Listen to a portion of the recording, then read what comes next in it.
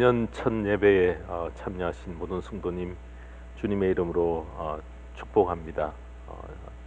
2021년 신년 첫 주일에 성도님의 모든 가정에 하나님께서 주시는 귀한 복이 넘치기를 바라며 1월 3일 신년 첫 주 전거받을 말씀의 제목은 하나님의 자비를 크게 입는 새해라는 제목으로, 본문의 말씀은 로마서 12장 1절에서 우리 2절까지 말씀 우리 함께 합독하시겠습니다. 형제자매 여러분, 그러므로 나는 하나님의 자비하심을 힘입어 여러분에게 권합니다. 여러분의 몸을 하나님께서 기뻐하실 거룩한 산제물로 드리십시오. 이것이 여러분이 드릴 합당한 예배입니다. 여러분은 이 시대의 풍조를 본받지 말고 마음을 새롭게 함으로 변화를 받아서 하나님의 선하시고 기뻐하시고 완전하신 뜻이 무엇인지를 분별하도록 하십시오. 아멘. 네, 오늘 이 말씀 가지고 하나님의 자비를 크게 입는 새해라는 제목으로 말씀을 전합니다. 우리가 가끔 집으로 손님을 식사 초대하는 경우가 있습니다. 그런데 초대한 손님이 매우 귀한 분이면은 평소에 자기 가족이 즐기는 음식으로 준비를 하지 않고요, 초대받아 오시는 그분의 취향이 뭔가 그것을 잘 파악하여서 그분에게 맞추어 음식을 준비를 합니다. 그래서 주위에 그와 친분이 있는 분을 통해서 선호하는 음식이 뭔가 알아내어 세심하게 챙깁니다. 초대한 손님에게 큰 기쁨을 안겨드림으로 서로 신뢰하는 그런 관계가 더 굳건해지게 되는 걸 바라기 때문에 그렇습니다.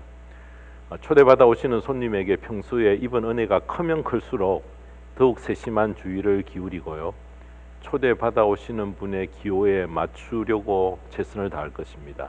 자, 근데 초대한 손님과의 관계가 좀 서먹서먹하거나 입은 은혜가 없으면은 초대는 했지만은 준비하는 일이 좀 힘들고 또 힘에 넘치면은 짜증이 나고 괜히 초대를 했는가라고 그런 마음을 품기도 합니다.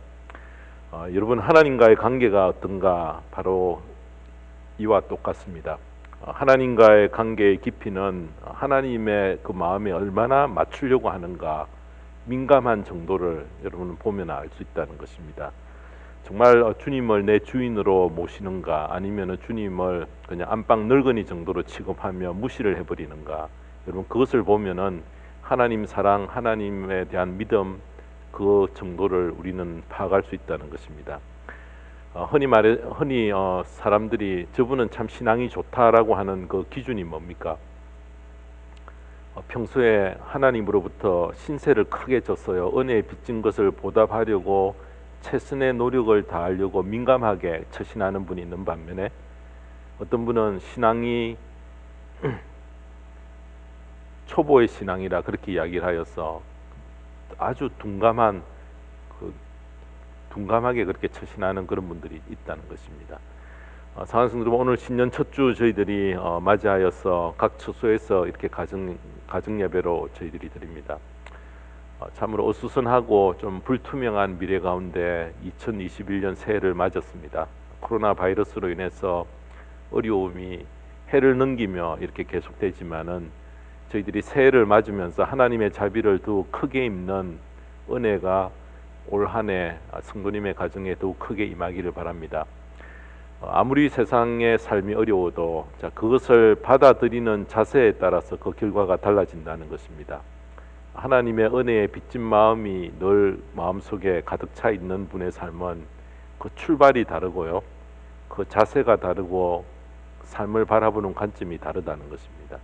그래서 신년 첫 예배를 드리면서 올해는 하나님의 자비를 더욱 크게 입는 그 자리에 함께 나아가는 우리 복음장로교회 모든 성도님의 가정과 삶이 되기를 주님의 이름으로 축원합니다. 코로나의 어려움을 저희들이 겪고 있지만은 여러분, 하나님 편에서 한번 생각해 보십시오.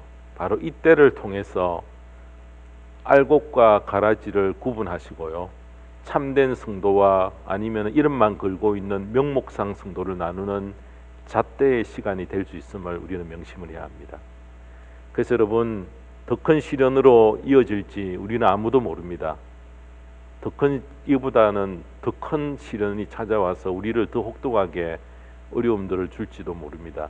바로 참 예배자와 형식적인 예배자를 분별하는 도구로 코로나 바이러스가 사용될 수 있음을 명심을 해야 합니다. 그래서 우리가 매주일 맞을 때마다 내가 과연 하나님 앞에서 신령과 진정으로 예배드리는 일에 부끄러움이 없도록 자신과 가족을 세심히 돌아보며 또 자책하며 또 조심하는 여러분 그런 삶을 매일매일 하루하루 저희들이 살아가야 될 줄 믿습니다.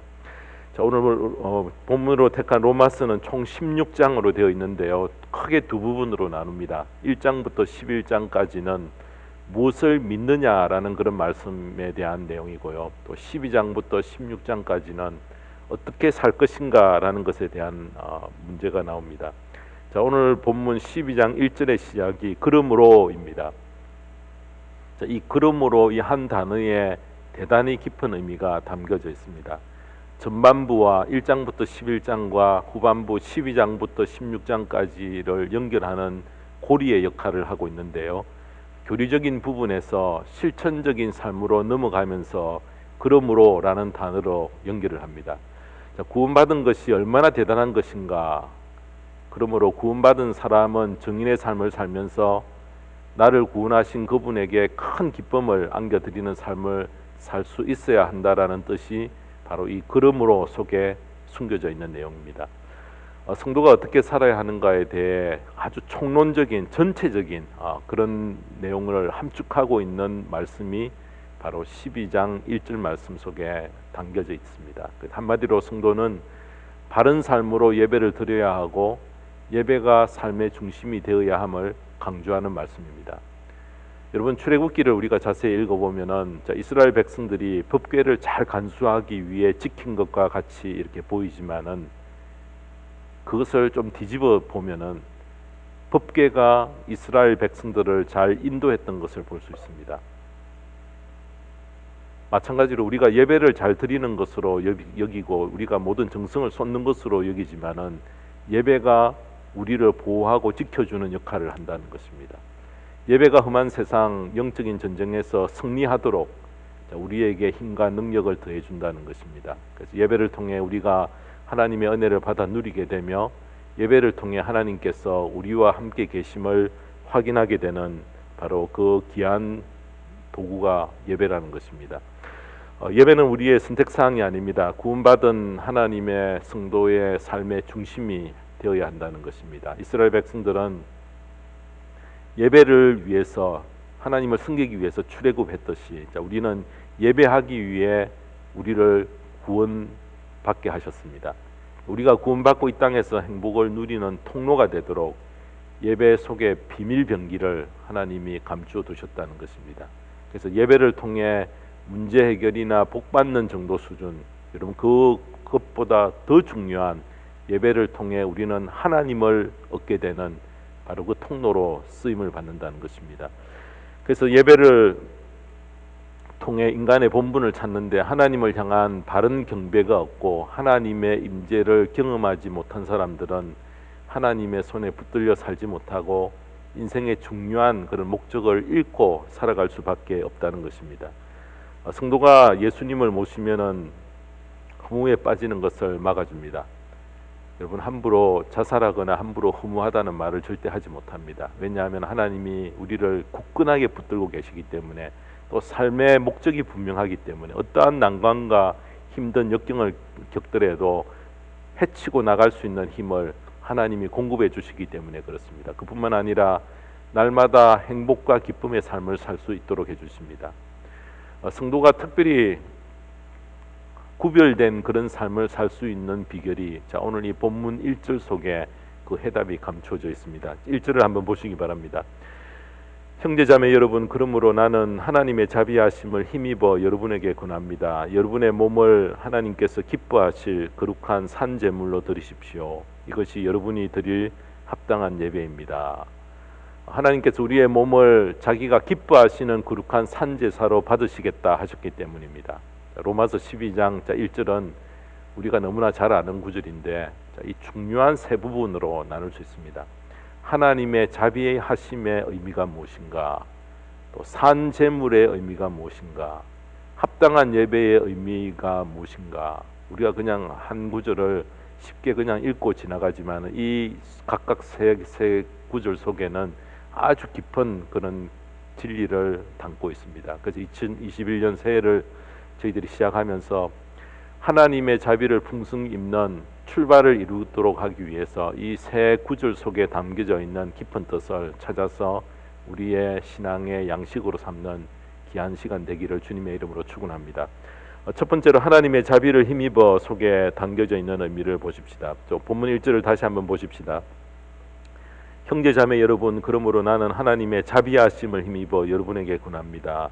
여러분의 몸을 하나님께서 기뻐하실 거룩한 산제물로 드리십시오. 이것이 여러분이 드릴 합당한 예배입니다. 자, 여기에서 하나님의 자비하심을 힘입어라고 했는데 이 말씀의 뜻이 무엇인지 쉽게 감이 잡히진 않습니다. 근데 여러분, 공동 번역에서 번역한 걸 보면은 아주 쉽게 우리가 딱 알 수 있도록 그렇게 해놓았습니다. 공동 번역에서는 하나님의 자비가 이토록 크시니라고 알기 쉽게 번역을 해놓았습니다. 따라서 1절에 하나님의 자비하심을 힘입어는 바로 하나님의 자비를 크게 입는다라는 그런 뜻을 여기에 담고 있습니다. 내가 하나님의 자녀인 너희들에게 권한다. 하나님의 모든 자비가 이토록 크시니 너희 몸을 하나님이 기뻐하시는 거룩한 산제사로 드려라. 하나님으로부터 우리 모두는 말로 표현할 수 없는 엄청난 자비를 입은 자로서 우리가 우리의 몸을 하나님이 기뻐하시는 거룩한 제사로 드려야 마땅하지 않겠느냐라는 뜻이 이 속에 들어있다는 것입니다. 사실 하나님의 자비에 대해 설명한 부분이 로마서 1장에서 11장까지, 여러분 이 11장 11장 속에 기록된 모든 내용을 압축하여 표현하면은 하나님께서 행하신 자비라 그렇게 말할 수 있습니다. 자, 그래서 아무리 큰 죄인이라도 예수님의 이름을 부르기만 하면은 구원을 얻게 해놓으셨고요. 얼마나 큰 이것이 큰 축복이요 은혜입니까? 저도 설교를 준비하고 기도할 때에 가끔 눈가에 눈물이 맺혀질 때가 있습니다. 이런 주님의 음성이 마음속에 그냥 들려오기 때문에 그렇습니다. 내가 너를 사랑한다. 그러니까 너같이 연약한 자도 내가 사용하지 않니? 자, 그때마다 저는 감격에 벅차서 눈물을 억제하지 못할 때가 가끔 있습니다. 왜 하나님께서 나같이 못난 자를 위해 독생자 아들을 희생하셨는가? 나같이 보잘것없는 자에게 왜 성령을 보내어 주셔서 나의 마음을 하나님께로 향하게 하시고, 어디 그뿐입니까? 날마다 나의 욕심을 꺾지 못한 모든 죄 더러운 것을 아시고 나를 새롭게 의롭다 인정해 주시고 더 나아가서 왕같은 제사장으로 삼으셔서 장차 하나님 앞에 나아갈 수 있도록, 하나님과 함께 거할 수 있도록 하나님의 자녀 삼아 주신 그 은혜, 여러분 그것만을 깊게 생각하면은 눈물이 맺힌다는 것입니다. 사람의 나이가 점점 들어갈수록 우리의 몸은 늙어갑니다. 그래서 고린도후서 4장 16절에 보면은 그러므로 우리는 낙심하지 않습니다. 우리의 겉사람은 낡아가나 우리의 속사람은 날로 새로워집니다. 그렇게 살다가 결국에는 죽음의 문을 통과하여 허무하게 여러분 흙으로 돌아가는 것 우리가 다 알지 않습니까?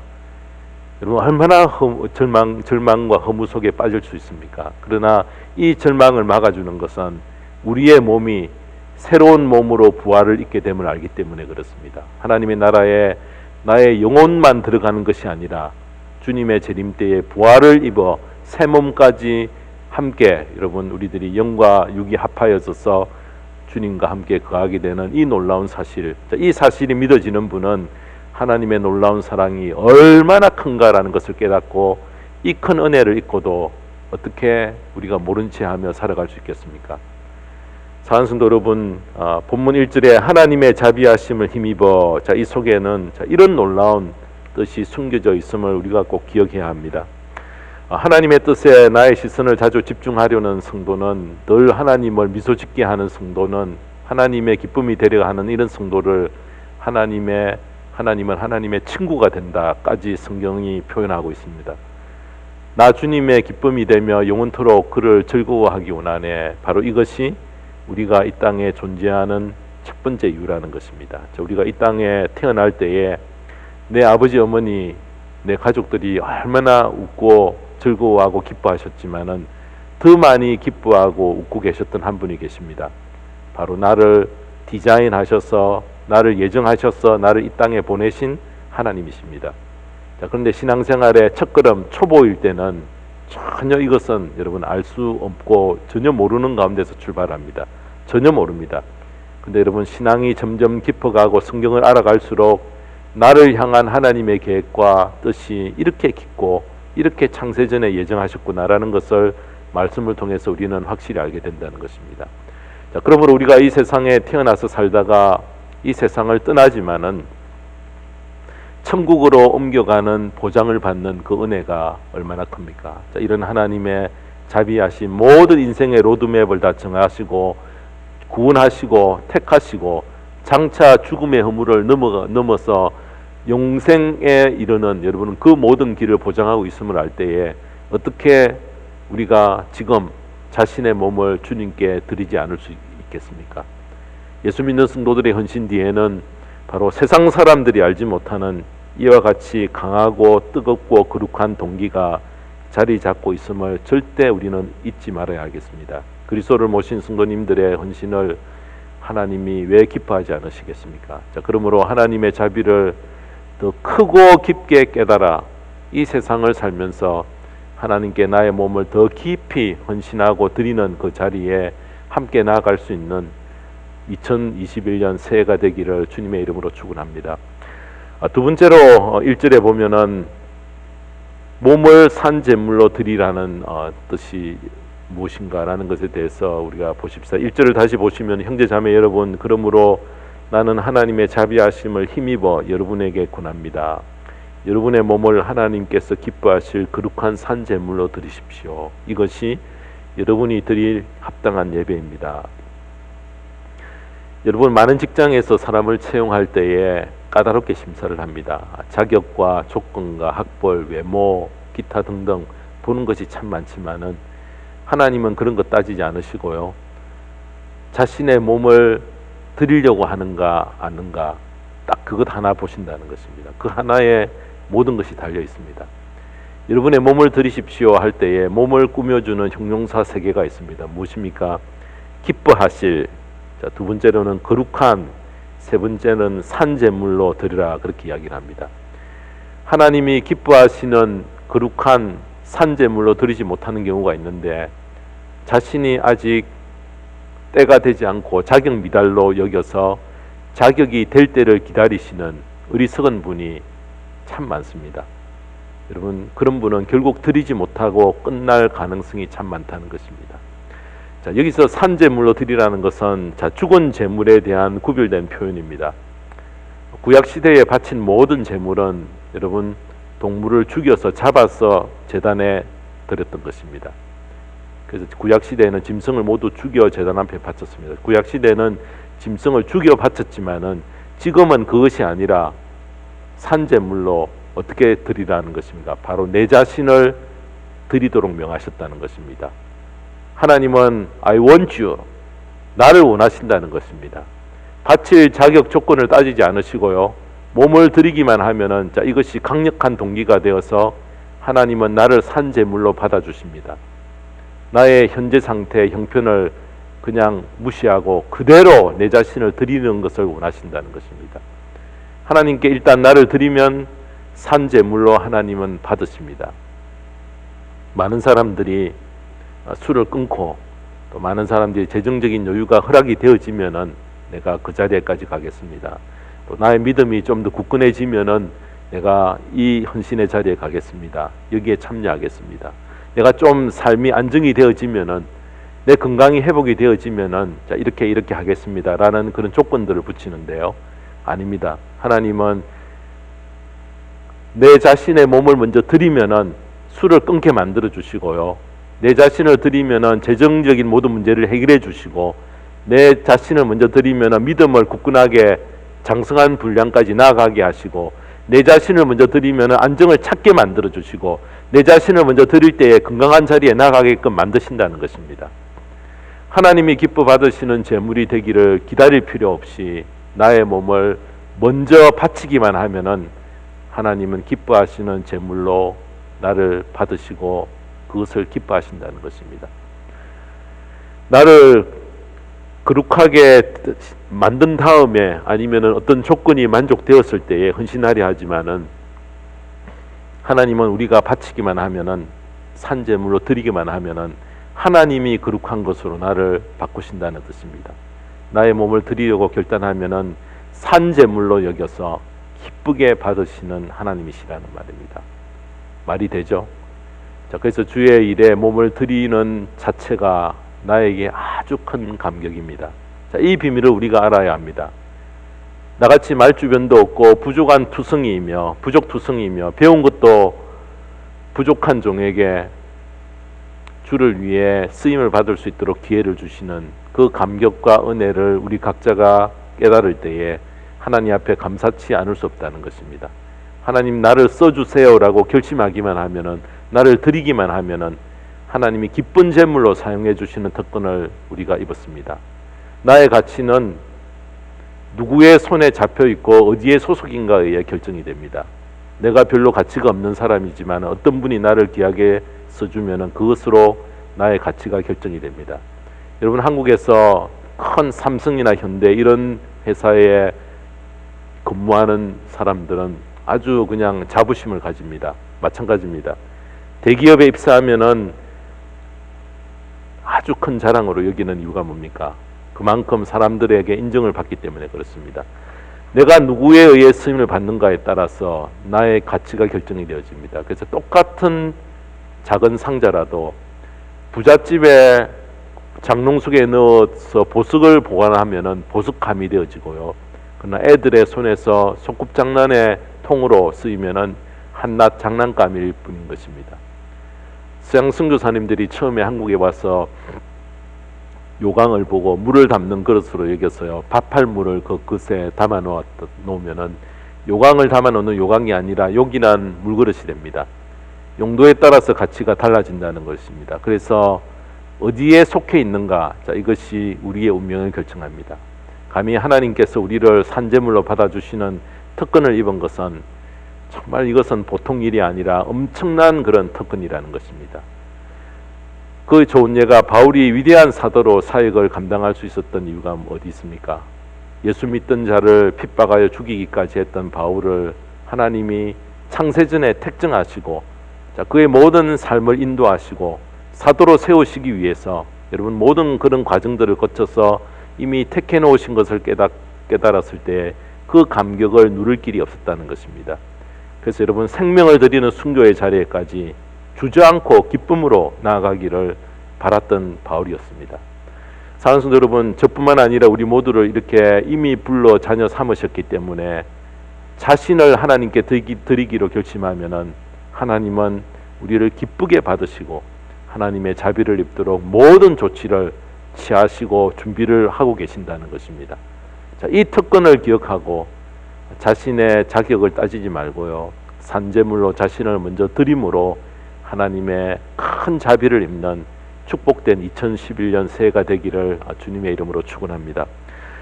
마지막 세 번째로 합당한 예배라는 의미입니다. 우리 함께 1절을 다시 읽어보십시다. 형제자매 여러분, 그러므로 나는 하나님의 자비하심을 힘입어 여러분에게 권합니다. 여러분의 몸을 하나님께서 기뻐하실 거룩한 산제물로 드리십시오. 이것이 여러분이 드릴 합당한 예배입니다. 자, 하나님께 기쁨을 드리는 보통 모든 행동, 삶 자체가 예배인데, 예배는 하나님을 나의 중심에 모시는 일입니다. 그래서 하나님은 기쁨으로 예배에 참여하는 자들을 찾으신다는 것입니다. 그래서 요한복음 4장 23절에 보면은 참되게 예배를 드리는 사람들이 영과 진리로 아버지께 예배를 드릴 때가 온다. 지금이 바로 그 때이다. 아버지께서는 이렇게 예배를 드리는 사람을 찾으신다라고 이야기합니다. 여러분, 교회라는 장소에 국한되지 않고, 특별히 저희들이 지금 코로나 이 시대에 어디든지, 여러분, 우리가 가정에서든지 어디서든지 예배를 드릴 때에 우리의 신령과 진정으로 우리의 마음과 모든 뜻을 우리가 집중하는 그 예배, 정확한 예배의 정의가 이 속에 들어있다는 것입니다. 하나님은 사람을 창조하실 때에 하나님을 중심에 모심으로 말미암아 기쁨과 행복을 누리도록 해놓으셨습니다. 그 진정한 기쁨과 행복을 어디에 감추어 놓으셨는가? 예배 속에 고스란히 감추어 놓으셨어요. 바른 예배를 통해 모든 인간들이 이 모든 것을 누리도록 디자인해 놓으셨다는 것입니다. 프로타고스라는 사람은 철학자입니다. 인간은 만물의 척도다 이런 말을 했습니다. 내가 내 삶의 중심축을 이루며 살아간다 주장을 했습니다. 근데 여러분 그렇습니까?